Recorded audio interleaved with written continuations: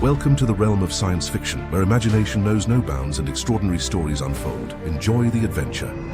Yxaria shimmered beneath a sky woven with breathing constellations. Every leaf pulsed with bioluminescent rhythm, not random, not decorative, intentional. The wind didn't merely move, it whispered, to itself, to those who could hear. And Elias. Rhys couldn't. To him, the planet was wonder in overdrive. Vines coiled in geometric spirals over pale marble spires. Pathways seemed to form as he walked, adjusting not to his pace but to the pulse of his uncertainty. The ground itself pulsed faintly, as if alive and mildly intrigued. But to the Yxarians, this was ceremony. Every breath, every step, every shift of his wide-eyed human awe was felt like a ripple in still water. This wasn't a place to explore. It was a place to be witnessed, respectfully, wordlessly, ritual-bound. And Elias? He shuffled like a tourist with rocket boots, eager, polite, and completely adrift. His guide, Salinith, stood several paces ahead, unmoving. A priestess by bearing, her silence wasn't absence. It was loaded presence. Every turn of her, long digits, every blink of her vertical pupils was communication, but not to him. Not yet. Not until he earned the right to understand. Elias squinted up at a structure that looked like a cathedral grown from bone and biocrystal. Neat, he murmured. Somewhere, a dozen cloaked observers stiffened. He didn't know it, but every human, word here weighed more than metal, and his ignorance, innocent though it was, carried the kind of gravity that cracked centuries-old stone, softly and without warning. Elias Rhys moved like a glitch through divinity, armed with schematics and optimism. He tread carefully, unaware that every bald head he passed might not be greeting but warning. His translation module garbled the cadence of ancient tones, replacing reverence with awkward mechanical chirps. A priest's benediction became, "Nice shoes, squishy one." He noted the elegant architecture, but missed the symbolic arrangement. How? Each arch was a poem, each path a prayer. He logged curvature ratios with a sigh, not knowing his very gait shifted the interpretations of the sacred spiral. He saw beauty, they saw transgression, or perhaps transformation. And still, he smiled. He admired the vines that pulsed with color, the hum beneath the soil that wasn't mechanical, but alive. He stood among giants of meaning, lost and dazzled. He had no idea that the gods were watching, or that to them he had already said too much. The silence of root ceremony had not been prepared for Elias. It was meant for dignitaries, envoys of precision and poise. Instead, they received a human with damp palms and nervous energy, who believed cultural solemnity was an opening act for networking. As bioluminescent dancers wove stories through movement, tales of birth, balance, and decay, Elias clapped. Once, then again. Not out of mockery, but from misplaced admiration. The moment cracked like glass in a cathedral. A high chronicler dropped his staff. A ripple of alarm rolled through the silent rows. Even the sky beasts overhead seemed to pause. Salinith was watching. Of course she was. A priestess of pattern, born into a lineage of perfect ritual. To her, Elias's interruption wasn't just clumsy, it was volatile. She saw not a man but a misalignment, and yet she stepped forward, not to shame him, not to exile him, but because no other path remained. Her assignment was not instruction, it was containment. He was a variable, a chaotic element in a world carved by symmetry. She would walk with him, not out of honor, out of necessity, and perhaps curiosity. Salinith embodied control. Her breath, her stance, the sweep of her ceremonial robes, all calculated, all sacred. Born beneath a split sun, raised in the shadow of rite keepers, she'd spent her life perfecting the silence between gestures. The world to her was a code of reverence, and humans were noise. Elias stumbled beside her like a misplaced wind. His questions came fast, strange, blunt. He marveled aloud at things meant to be knelt before. He walked straight through symbols meant to be circled thrice. She should have despised him, yet something disquieted her. Awe. Not his ignorance, but his sincerity. Not his missteps, but his wonder. Where others bowed out of duty, he lingered out of curiosity, and that disturbingly resembled faith. A flicker of heat stirred beneath her polished ice. She would not call it fondness, not yet, but she was watching differently now, and perhaps feeling. The tree of vital continuum towered above them. Roots, like veins of memory, leaves whispering ancestral names. Elias squinted at it, visibly impressed, and leaned closer to Sally Neath. "Sorry, where's the restroom?" The translator hesitated, reconfigured, adapted, and finally rendered. "Where may I release essence, to honor the seed within, and offer it back to the cycle of life?" Sally Neath froze. There were no casual words for bodily need in her culture. To ask about such a release was to declare sacred readiness, to join the rite of reclamation. It had not been requested in 3 generations, and now this human, barely balanced in his own shoes, had uttered it with fragile humility. She turned to face him, 1,000 implications racing behind her steady gaze. He waited, hopeful, his eyes kind, and she bowed, slowly. The cycle had chosen. She would lead him to the spiral. Without a word, Sally Neath led him down the path of emergence. The vines responded to her presence, parting with reverence. Symbols ignited underfoot. To Elias it looked like a sci-fi VIP tour. He followed, hoping not to sweat too obviously, thinking mostly of plumbing systems and interspecies hygiene. Behind them, whispers rose among the rite keepers. Before them, the spiral of emergence loomed, alive, waiting, ancient. She walked with solemn purpose. He walked with crossed legs, and still, neither understood the other's urgency. But the stars did. And somewhere within the chamber, something began to stir. The request rang through her mind like an ancient bell, resonant, impossible, sacred. No human had ever invoked the rite of reclamation. Not in speech, not in gesture. It was a ceremony, born from fusion, memory, and the return of self to lineage. To ask meant readiness, to offer one's body as a vessel for biological and ancestral convergence. It was not about lust. It was about legacy, and he'd asked it with the tone of a student, the humility of a child. She dared not question his intent, for the spiral responded to truth, not precision. In her culture, requests of this magnitude were weighed across seasons. Elders debated, temples wept. Songs were composed, but this was lightning. And lightning, though feared, was never ignored. She slowed her pace, breath hitching as responsibility pressed into her bones. The last fertilist had died speaking star-lit prophecy. The one before had vanished into the dream-root bloom.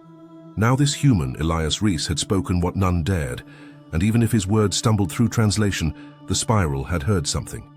She felt it in the tilt of vines, in the pulse of the soil beneath. Them. Sally Neath inhaled deeply. She would not dishonor the signal by doubt. She would lead him.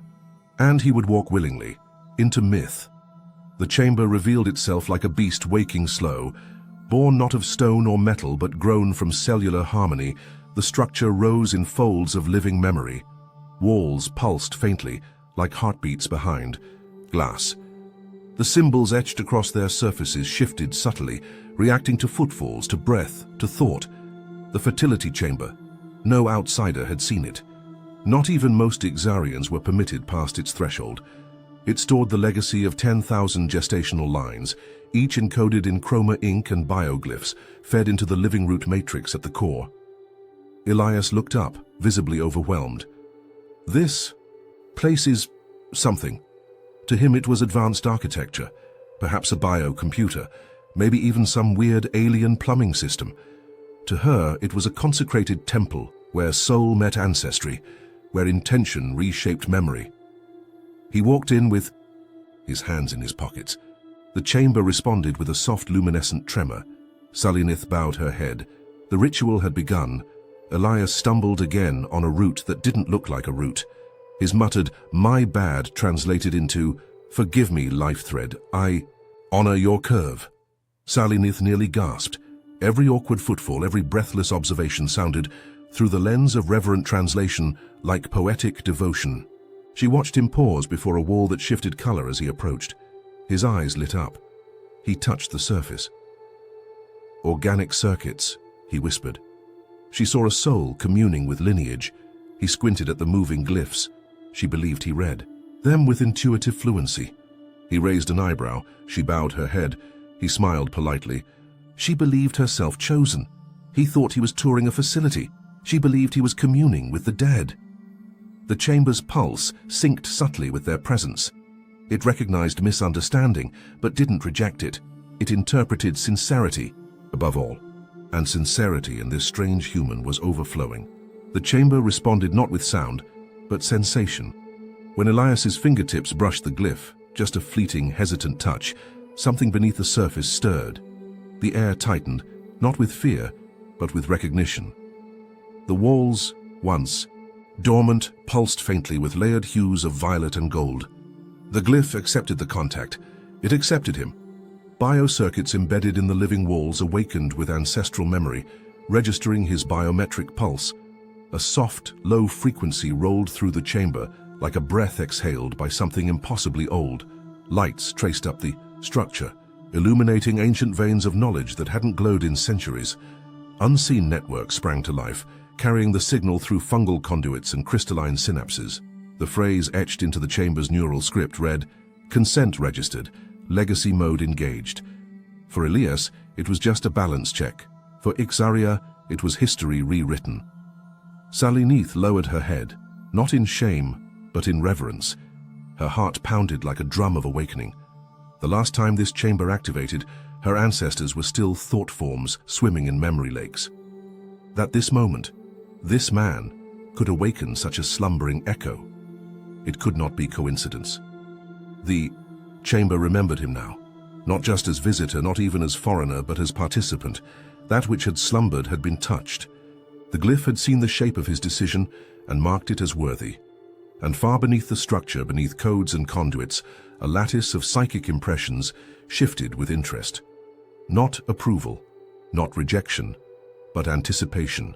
Melodic tones drifted through the air, harmonic frequencies generated by the chamber's internal resonance.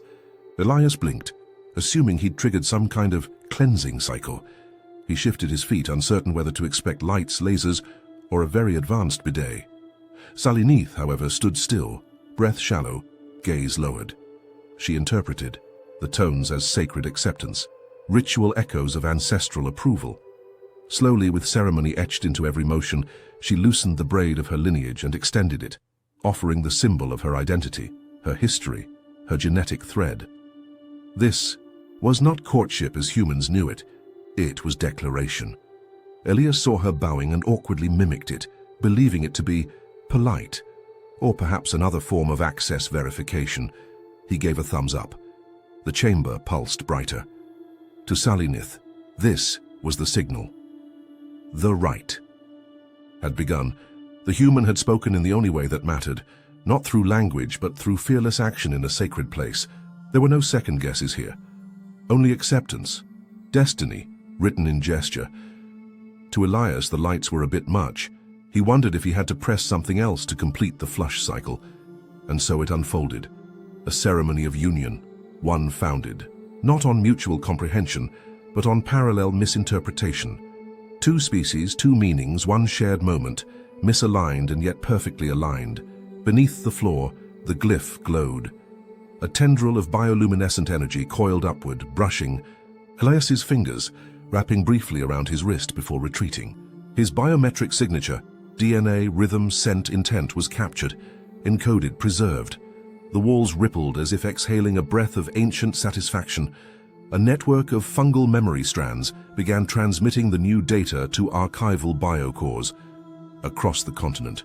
For the first time in a generation, the Fertility Chamber had updated its living record.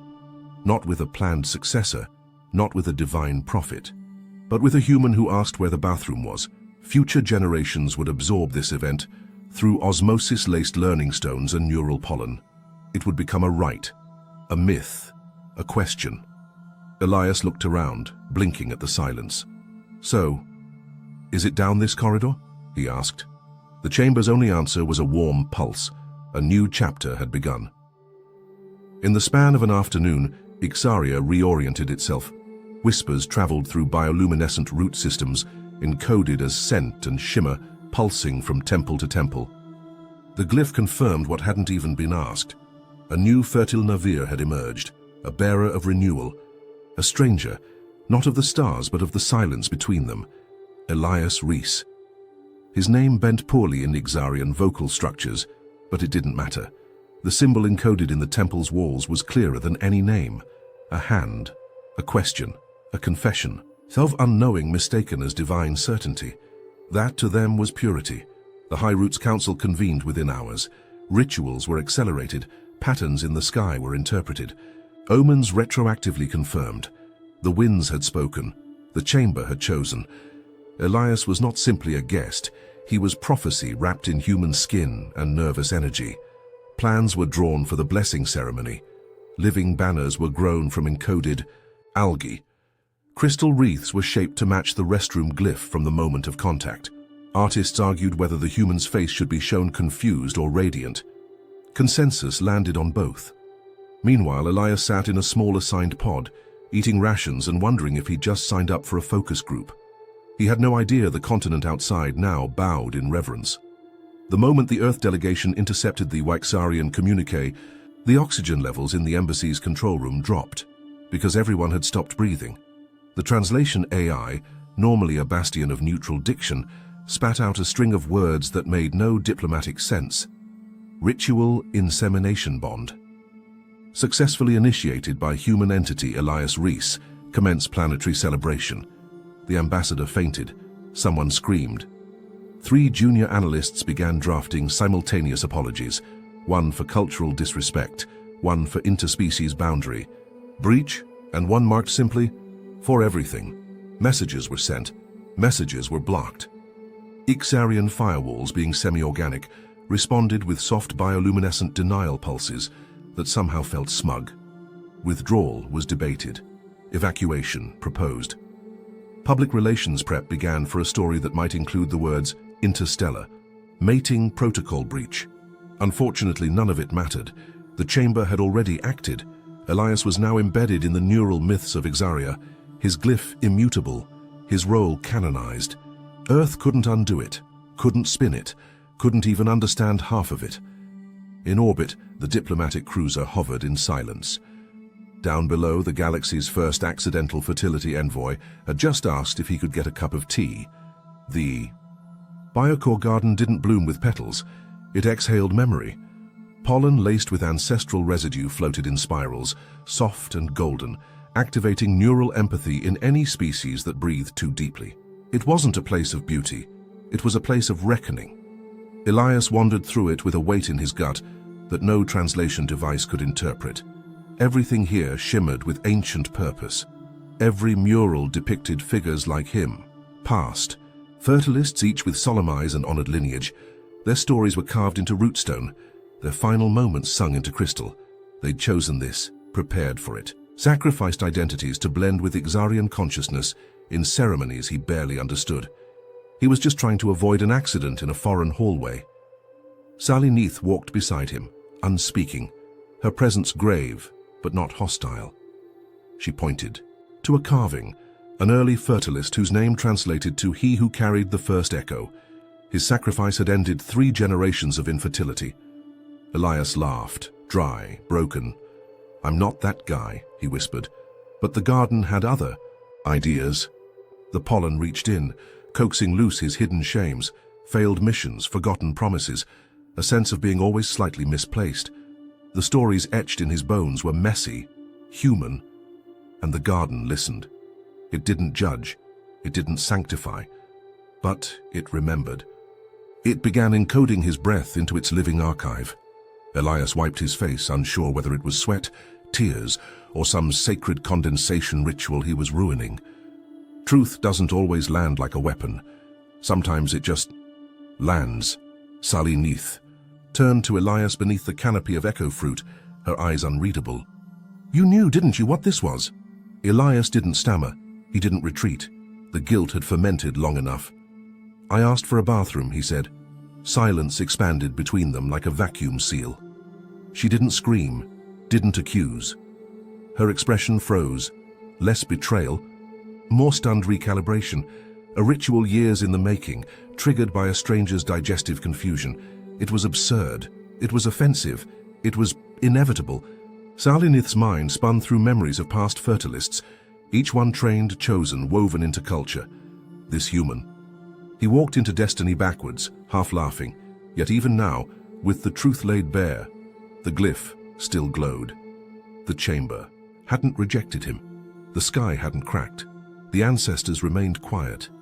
No wrath, no void. She knelt, not in reverence, but in bewilderment. "Why didn't the chamber correct you?" she asked. Elias shrugged.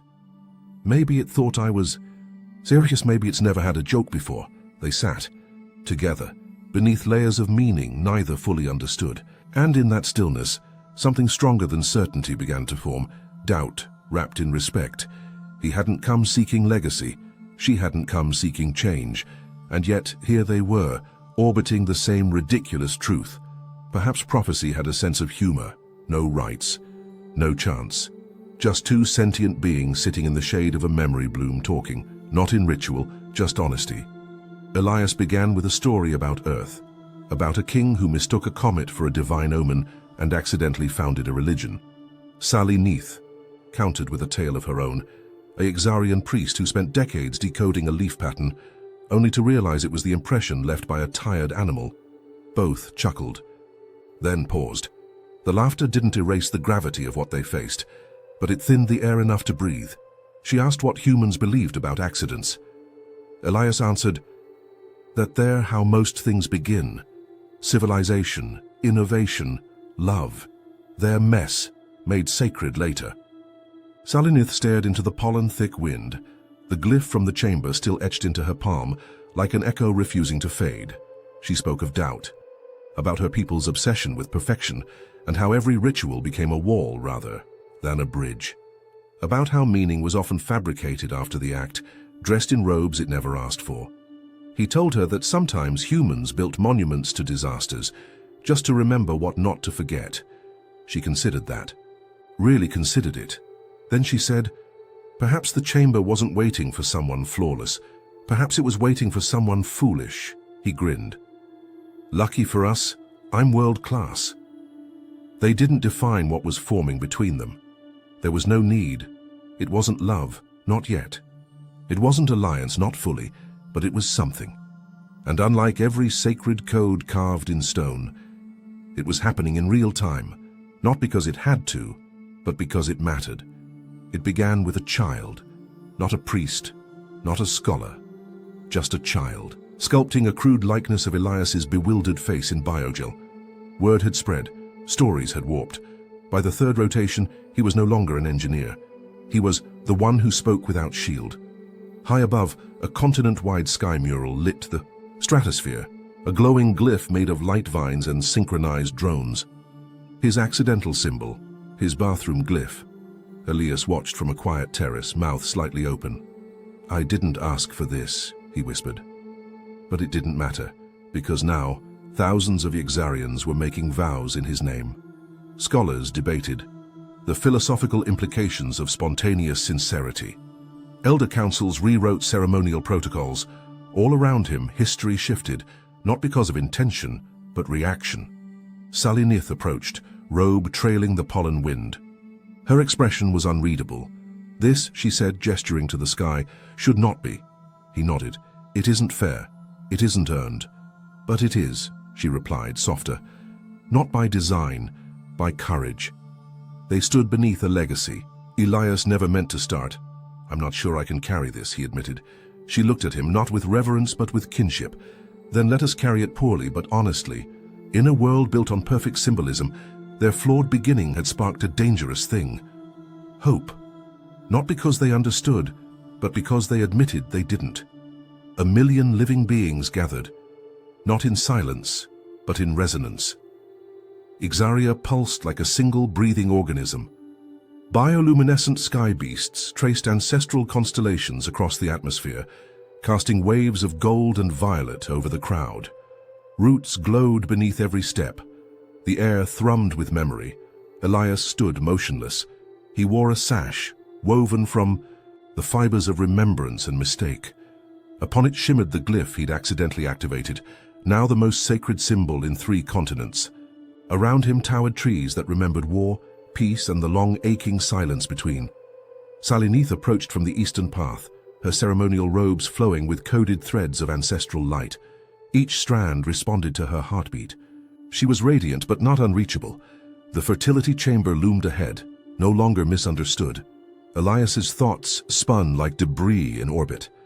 He was no priest, no prophet, just a man who asked a stupid question at the wrong time, and was now being watched by an entire civilization expecting salvation, or at least a speech. As he was guided forward, the golden fog thickened, shimmering. With neural resonance, the very air recorded intention. Even hesitation left echoes. Behind him, the galaxy watched. On Earth, news feeds dubbed him the Honest Herald. On Yxaria, they whispered, Fertile Nakail, bearer of the unexpected. Path. In the crowd, some wept, some stared. None spoke, because what came next wasn't just a ritual. It was a reckoning, not of gods, not of ancestors, but of meaning forged by mistake. Every inch of the temple was alive. Bioreactive matter pulsed beneath the platform where Elias now stood. Neural threads in the stone amplified every breath, every thought, every fear. The chamber. Of continuity, the structure once feared as a place of forced lineage, now shimmered with something new, anticipation, not doctrine. He could feel them, the crowd, the ancestors, the memory of this world, watching, not judging. His mind flitted back to the moment this began, the tour, the awkward question, the innocent need, the hand that reached out, not with intent, but habit. That one touch had rewritten centuries. His legs trembled, not from fear of rejection, but fear of becoming myth. What if they needed more than he could give? What if the truth, so ridiculous, so crude in its origin, undid everything they'd built around him? And still, he stepped forward. Each movement triggered ripples across the floor. Lights, scents, songs trapped in memory flux. The air crackled, translating doubt into data. He closed his eyes and remembered the words that started it all. Where's the restroom? He almost laughed. Instead, he whispered, I didn't mean for any of this. His voice was raw, real. The temple accepted it, echoed it, spread it across every receptor laced into the roots of Yxaria. For the first time in 1,000 cycles, truth wasn't filtered through ritual. It walked in, barefoot, bewildered, and unworthy, and still here it stood. The air thickened, not with judgment, but with stillness. No flames erupted. No alarms sounded. The chamber, older than human civilization, simply listened. Elias took a breath, then another, and then he spoke. I thought this was a bathroom. Not a ripple passed through the crowd. Not a gasp. Just listening. I didn't know about your rituals. I didn't know what that glyph meant. I touched it because I thought it opened a door. The words landed like pebbles in an ocean of reverence. Each one sank deep, stirring ancient codes written in light and marrow. I didn't come here to honor lineage or fulfill prophecy or become whatever you think I am. I was just looking for a place to pee. Silence remained, but it wasn't empty. It was full of re-evaluation, of neural reinterpretation, of millions of minds realizing that this story had no villain, only a mistake, a beautiful human mistake. He lifted his eyes. I didn't mean to insult you. I didn't mean to pretend. But, Gan, I won't lie, not now, that's all I've got. And the chamber responded, not in rage, but in resonance. The walls shimmered, the roots hummed, the sky turned silver, not the color of punishment, but of processing, as if the entire world needed a moment to absorb. And somewhere deep beneath Yxaria's crust, the ancestral code rewrote itself. Truth had entered the ritual, not planned, not perfect, but pure. He stood alone, until he didn't. From the eastward path, Salinith emerged, not with her priestess mask, but with her real face. The one only ancestors were meant to see, bare, calm, shining with something more sacred than certainty, doubt, owned with dignity. She said nothing at first, then she raised her braid, not as an offering, but as a symbol. This, she said, is the ritual. The crowd froze. Her voice carried through every memory strand, not the touch of a glyph, not the binding of blood, not the words we chant because they were chanted before. Her fingers trembled, not from fear, but from choosing to believe in something not yet named. The ritual is this: presence, vulnerability, truth. Behind her, the biocircuits responded, not with rejection, but with light. threads of memory twisted into new shapes. Shapes never seen before. This man, she continued, walked into our most sacred place, not to conquer, not to mate, not to pretend. She turned to Elias, but to admit.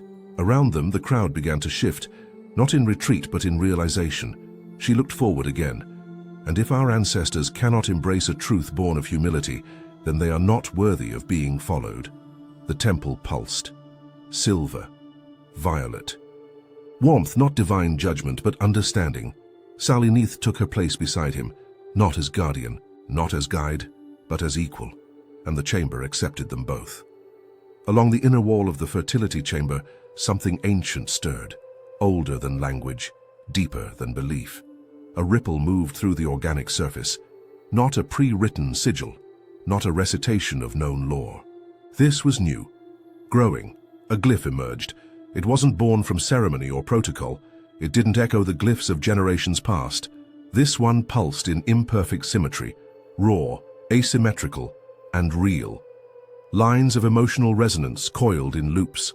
That mimicked neither DNA nor syntax, but something more abstract, vulnerability encoded in bioelectric form.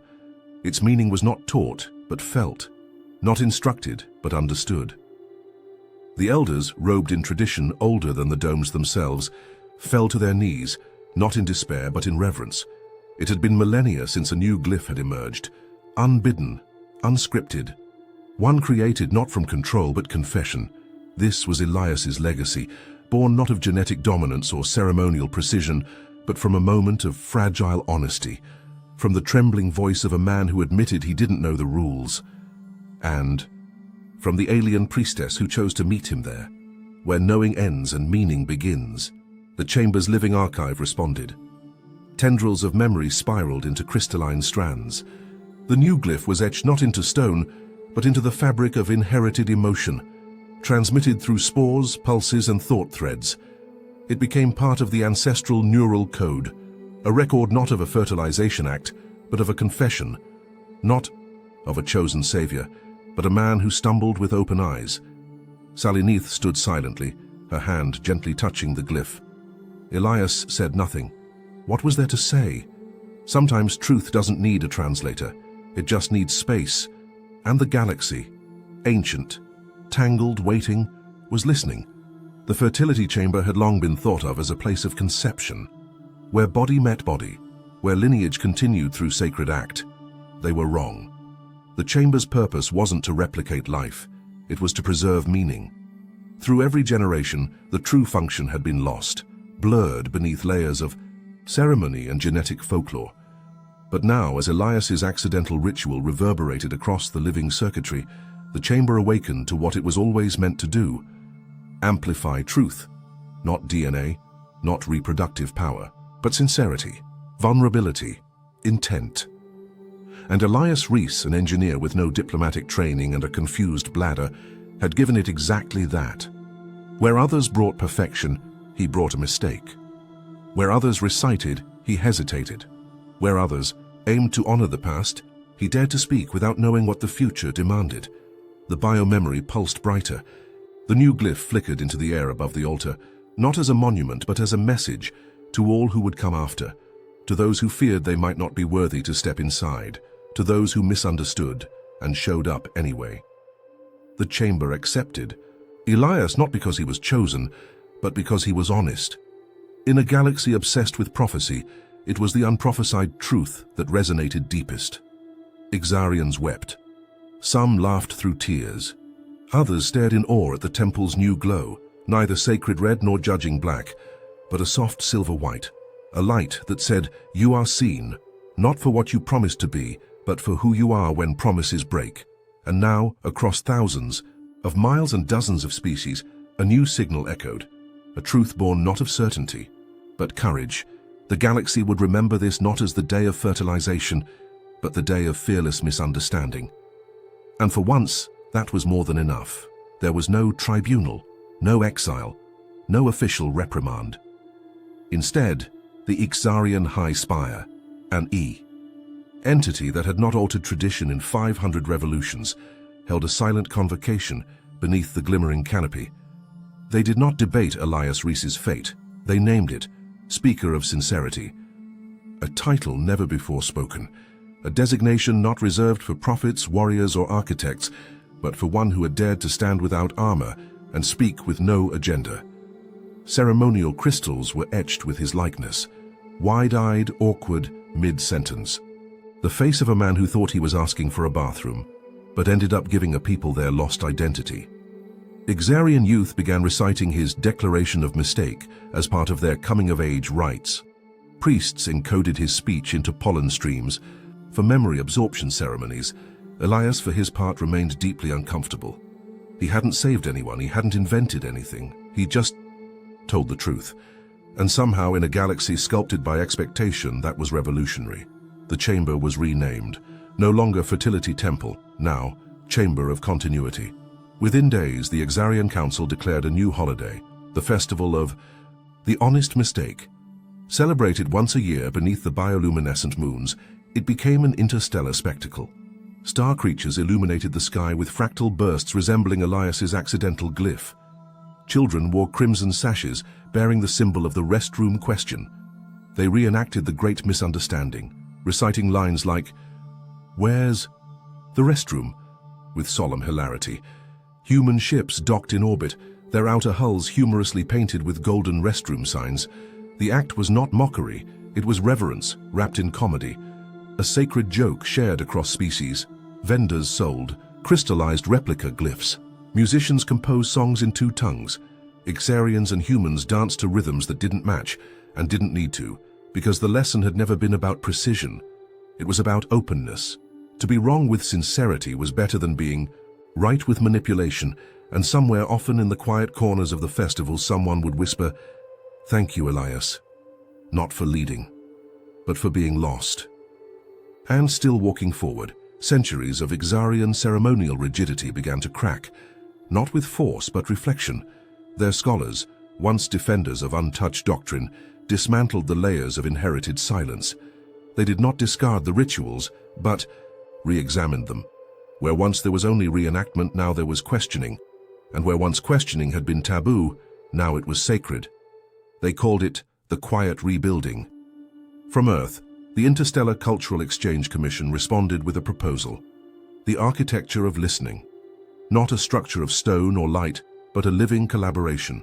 A digital analog interface built from Yxarian organic processors and human linguistic algorithms. It would decode not just language but intent, emotion, hesitation, cultural echoes embedded in tone. For the first time, humans didn't arrive to explain, they arrived to ask.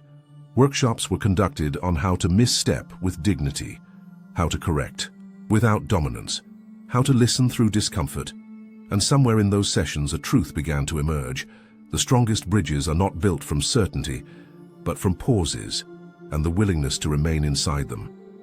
On his final day before departure, Elias walked through the amber gardens of Yxaria one last time.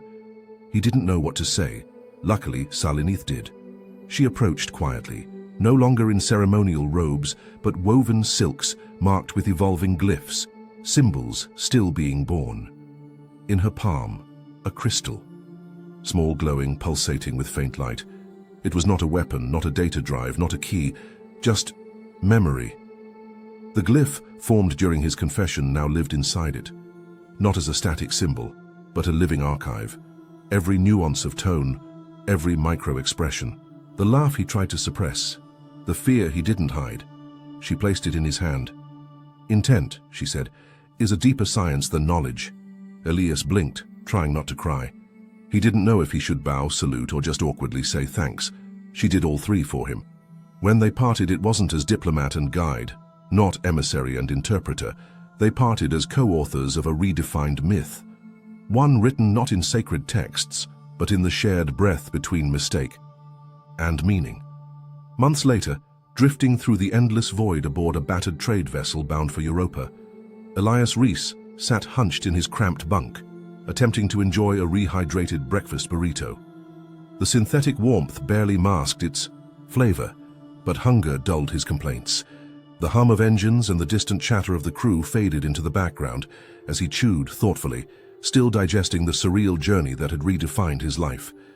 Suddenly, The vessel's comm system cracked to life with an urgent priority transmission. The message was encrypted, unlike anything from Earth or Yxaria. The voice was old, ancient even, steady, composed, laced with curiosity that transcended millennia and species. "We received your sacred speech. Are humans always this bold?" Elias froze mid-bite, a splash of rehydrated sauce threatening to betray him. Across star systems and alien worlds, his awkward honesty, once a simple question about a restroom, had rippled outward, now recited as sacred scripture. He muttered to himself dryly, "Great. The universe thinks I'm some kind of prophet." And maybe, just maybe, in a galaxy starved for truth, that was exactly what he'd become.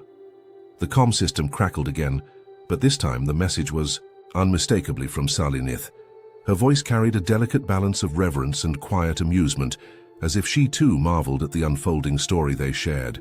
"There is another chamber," she said, "older, deeper, hidden beneath layers of silence and time. Its guardians have waited centuries. They request you personally." The words settled like a weight in Elias's chest. "They believe you, are attuned," she added softly. "No strange symbols, no accidental meanings." This was an invitation, deliberate and undeniable. Elias's breath caught, his fingers trembling, not from fear, but profound respect. The idea of returning, this time by choice, stirred a new kind of nervous energy. It was no longer a stumble or misstep, but a summons to step fully into a role he never sought. The chamber was no longer just a place of ancient ritual. It was a crucible for truth and transformation. Elias hesitated, caught between the comfort of uncertainty and the call of purpose. In that pause, he understood. This was no mistake. It was a calling. As the ship's engines thrummed into deep space, Elias cradled the glowing gift crystal, its soft pulse alive with the echo of vulnerability and honesty. The light was no longer mere illumination. It was a living memory of truth spoken without disguise or armor. He smiled quietly, knowing the path ahead would be uncertain, fraught with challenges that defied logic and clarity. It would not be easy. It would not be neat. It might even verge on madness, but it would matter. In an era obsessed with control and precision, Elias had become something else, a champion of unintended purpose, a beacon for the imperfect and sincere. His name, once a clumsy misstep, now carried weight across stars, a legacy beyond language, beyond translation, beyond expectation, a legacy rooted in courage